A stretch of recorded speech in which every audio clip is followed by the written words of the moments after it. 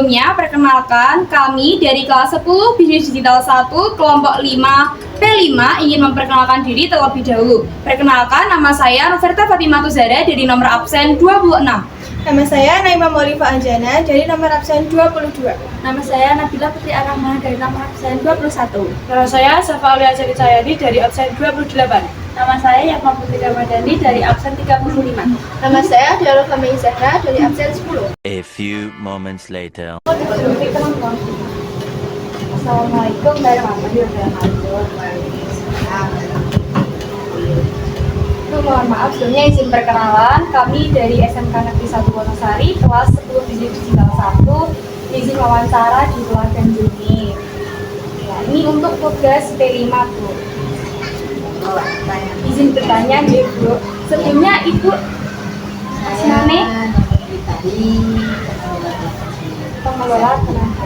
Oh, asli sini itu, asli. Kami di sini ingin mempertanyakan terkait wisata Telaga Juni.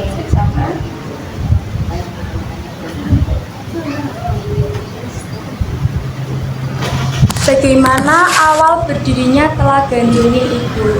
Awal mulanya dari Telaga Juni itu bagaimana? Ya, bisa dijadikan wisata itu bagaimana? Ya, awal mulanya sebelum adanya pasar kuliner, Telaga Juni memang sudah ada dari dulu, dari nenek moyang. Ya. Tapi waktu dulu kan untuk permandian saja. Dari awal tahun 2017 itu sudah direncanakan untuk menjadikan wisata Oleh warga sekitar. Udah oleh warga berarti sekitar, ini ya. Untuk jadi warga sekitar itu ya, Bu. Kayak serentak untuk menjadikan pariwisata. awal Jadi ikut mulanya serta. Awal mulanya keliling telaga itu kan rumput liar berduri itu. Jadi kita bersihkan bersama-sama, terus diadakan di telaganya ada wahana kapal.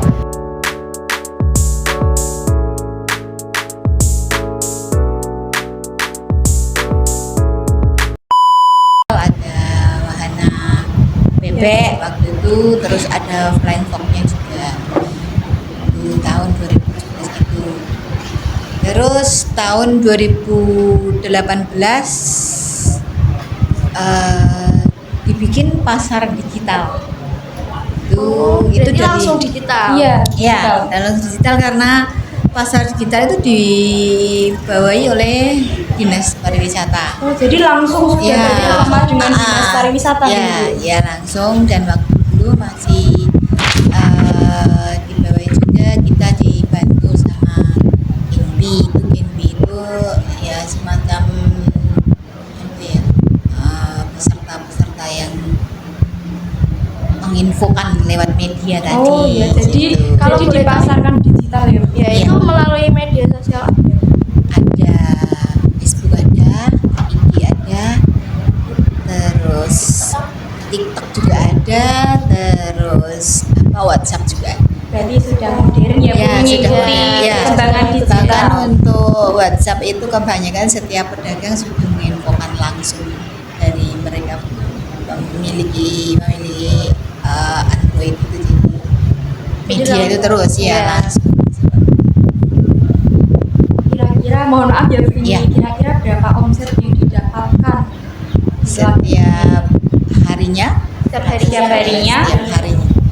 Karena pasar digital itu kan diadakan yang memakai ikon keping, Iya. nah itu koin itu.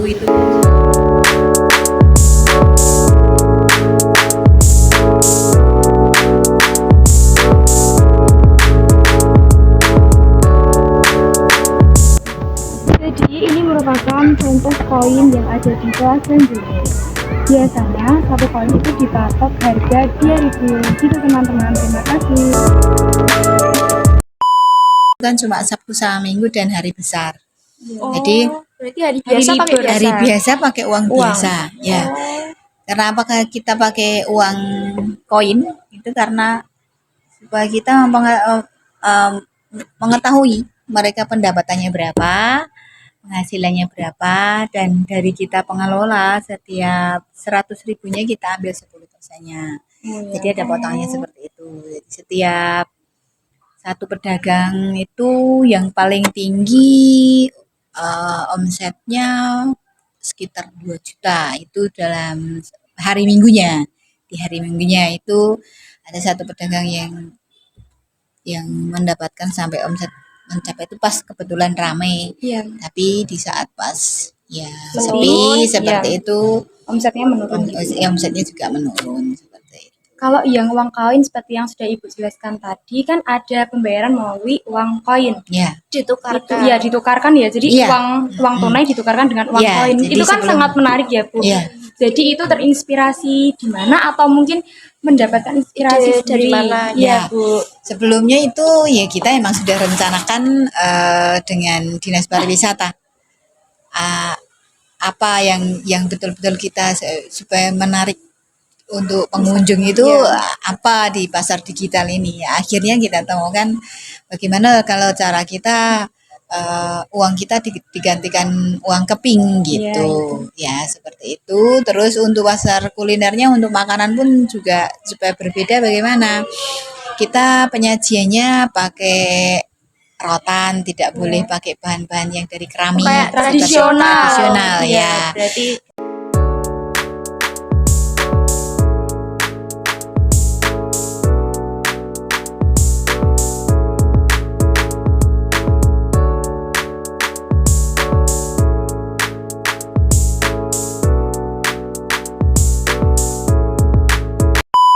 Untuk pedagang pun kita juga membagi masalah yang dijual, yang disajikan itu dari satu pedagang lain ke pedagang yang satunya itu beda-beda. Berbeda. Oh ya, jadi Ya. biar banyak Iya. ya, Bu. iya biar Iya, itu untuk yang Macam-macam. tradisional. Iya. Kalau untuk poci itu ya memang kebanyakan ada, karena Iya. emang kalau minuman kan ya Banyakannya disamaratakan gitu. ya Iya. seperti itu. Terima kasih, Bu. Terus apakah anak muda di sekitar Telaga Jungi, masyarakat yang anak muda itu ikut berkontribusi dalam Ya, dalam pengelolaan. iya dalam pengelolaan? Ya. melalui media sosial juga. Iya, kita itu merekrut untuk karena namanya pengelolaan di wisata seperti ini kan kita tidak ada gaji pokok. Ya. Jadi kita ada kelompok awal mulanya kita pakai Pok Darwis. Pok Darwis itu adalah tersingkat dari kelompok sadar wisata. Itu ya kita merekrut anak-anak muda itu bila mau untuk bergabung tidak membatasi seberapa orang yang mau ikut, kita ajak Yang semaunya aja. ya yang semaunya. Tapi memang kalau untuk di wisata seperti ini kan ya seperti tadi itu tidak ada gaji pokok, jadi kita pendapatan dari parkir, dari wahana kapal, dari wahana mainan.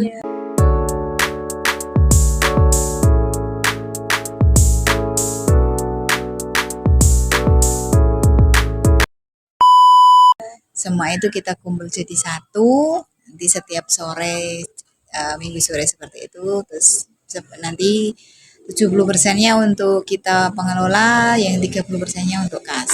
Untuk kasih Iya, demi kemajuannya, iya, demi untuk Telaga pembangunan. Jungi. Iya, pembangunan. Seperti itu.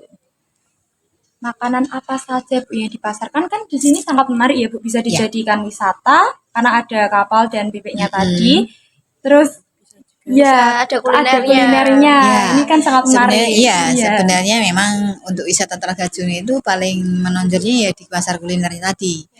Untuk makanan yang ditonjolkan itu seperti tiwul, seperti puli tempe, jatah tempe, seperti itu. Terus ada es itu bermacam-macam. Kita supaya menarik untuk pengunjung itu bikin es tuh biar berbeda dengan yang Bervariasi. lain ya. Ada es duger, ada es jaipong, itu untuk es itu. Terus jajanan pasar ya tadi itu ada puli tempe, jatah tempe, tempe manding, tempe benguk, Berarti tempe koro. Tempe itu satu jenis itu ada macam-macam. Iya, ada macam-macam. ada macam-macam. Ada macam-macam dari tempe manding tadi, tempe kedelai, tempe koro, tempe benguk, itu banyak yang disajikan di sini. Itu kalau minggu itu biasanya komplit seperti itu. Oh.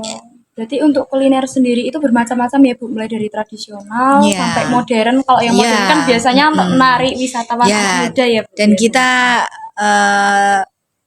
sudah komitmen dari awal pasar kuliner itu kita tidak boleh jual yang berkemasan dari pabrik. Oh, Gitu. jadi Jadi olahan kita sendiri. Ya, ya, itu olahan sangat kita menarik sendiri. ya, Bu. Ya, seperti itu. Jadi ini kita memesan beberapa menu makanan. Yang pertama ada gado-gado. Gado-gado ini ada sayuran, terus dalamnya ada lontong, ada kerupuk, dan juga ada telur. Yang ini adalah makanan tradisionalnya ya teman-teman. Terus yang ini adalah makanan seblak. Biasanya ini digemari anak-anak zaman sekarang. Biasanya kebanyakan pengunjung datang ke Telaga Jungi itu untuk melakukan aktivitas apa? Untuk area Telaga Jungi sini banyak yang untuk senam, camping, kemah.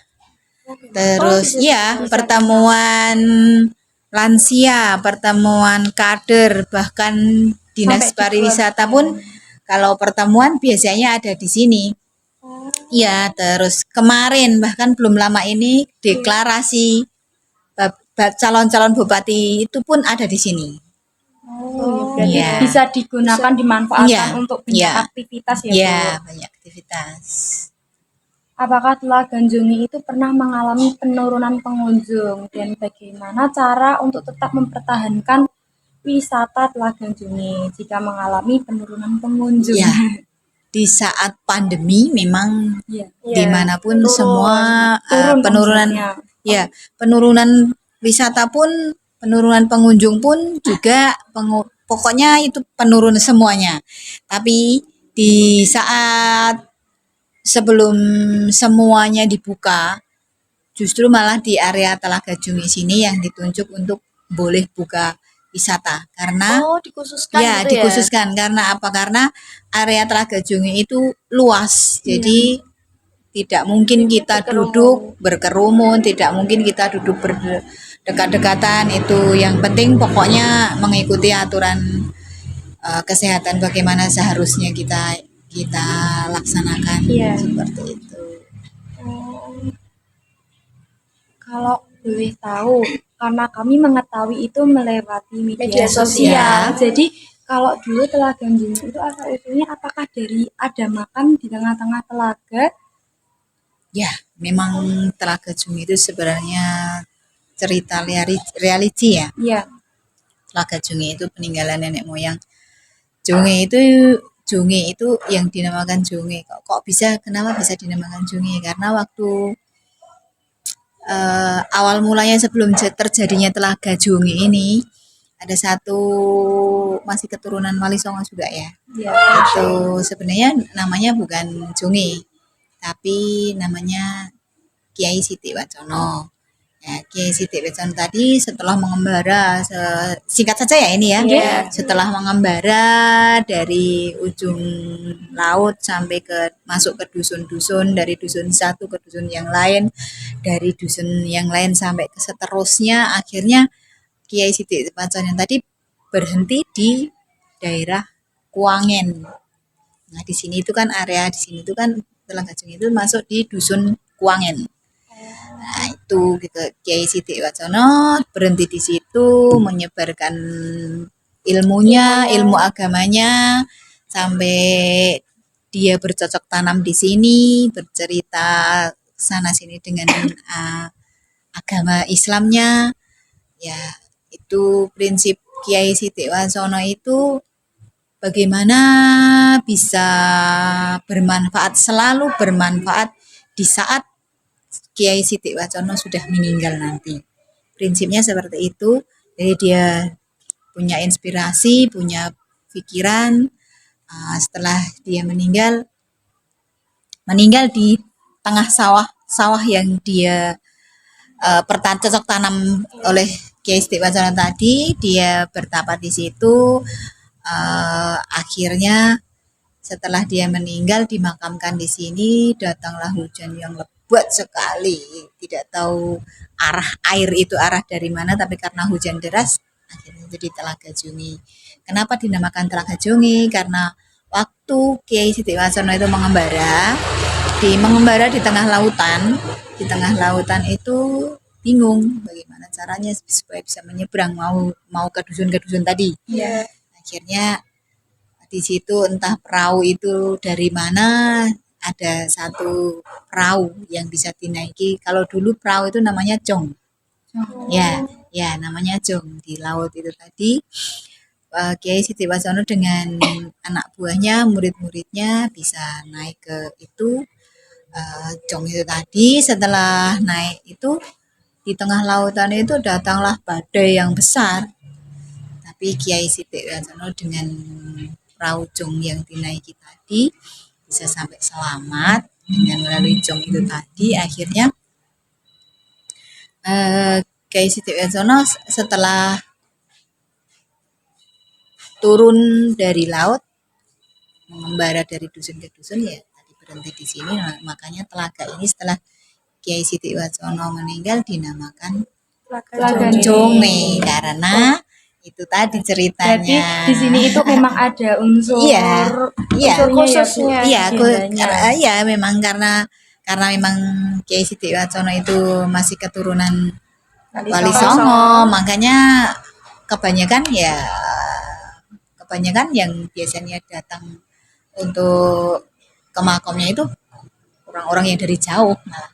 Gitu, dimana cerita itu kan jadi beda toh.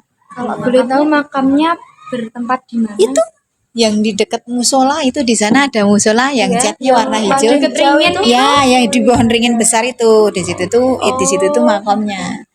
Ya, sebenarnya waktu dulu itu makamnya itu memang ada di tengah-tengah telaganya.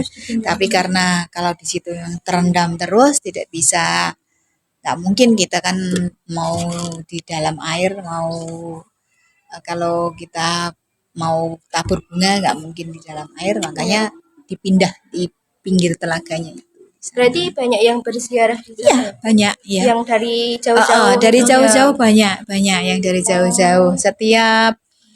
Makanya setiap setahun sekali kan diadakan bersih telaga itu. Itu ada ceritanya juga. Karena setiap 1 tahun sekali di saat pas harinya Jumat Legi yang meninggalnya Kiai Siti Wacono tadi, jadi kita peringati dengan biasanya ada korban kambing, potong kambing di situ. Untuk masyarakat Kuangin dan sekitarnya. Gitu ceritanya. Apakah kami boleh kalau misalnya berziarah itu bebas atau harus izin dulu? Bebas. Oh bebas. Jadi ya. misalnya kami nanti mau ke sana untuk mendoakan gitu. Iya, bisa. Boleh sekali. Ya, Boleh sekali. Iya, boleh sekali. Bagus malah kalau memang punya inisiatif seperti itu, bagus sekali. Iya, terima kasih gitu. Iya.